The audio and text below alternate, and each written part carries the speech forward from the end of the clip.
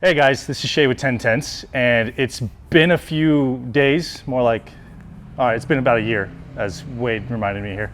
It's been a year since our last videos come out, and I don't necessarily have a good excuse for why, but I have a few reasons that I think most people will understand. One, we are, as so many people have said so far, in this unprecedented time where every one of us is, kind of in this dynamic change of life dealing with COVID.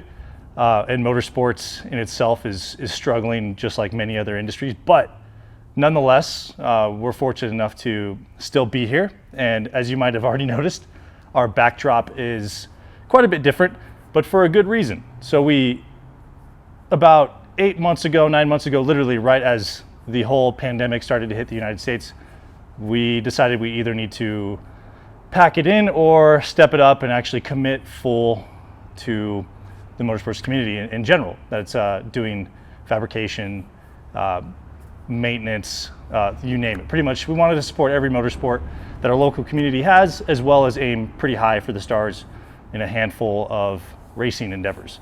But if you go back far enough, if you're even still subscribed to our channel, you'll see that we actually were working on a couple things in the past.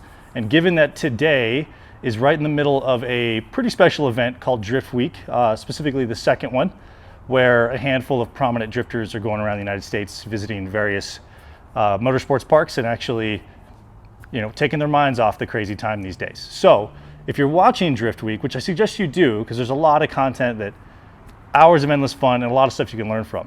But we started a project a long time ago called the affordable, quotations here, the kind of affordable drift car.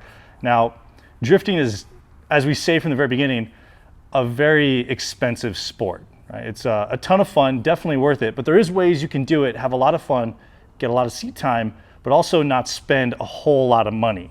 Now, we kind of let the cat out of the bag. If you follow some of our social media accounts, this is our completed affordable drift car. Now, we've learned a lot since we've completed it. In fact, we've actually done an entire I would say years worth of events, kind of a truncated version, because of obviously Corona has limited the amount of people we could actually be around and the amount of events that can be run. So we've actually taken our drift car to, I would say, 9 total drift events. I've had a lot of seat time with it. There are things that I've learned that we're definitely going to elaborate on for the rest of this video.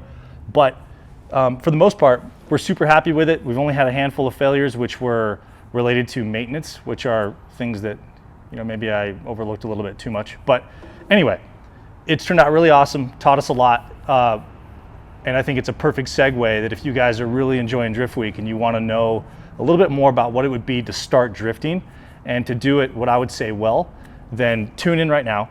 But don't be alarmed, we're not going to be just finishing this off right where we started. We were going to try and move this through because we do have a handful of other projects.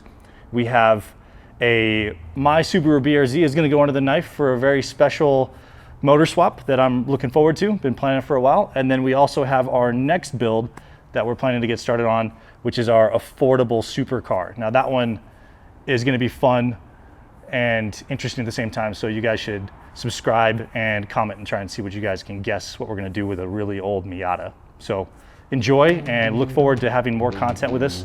Hopefully we're going to commit to once a week. We'll see how it goes though. Thanks a lot.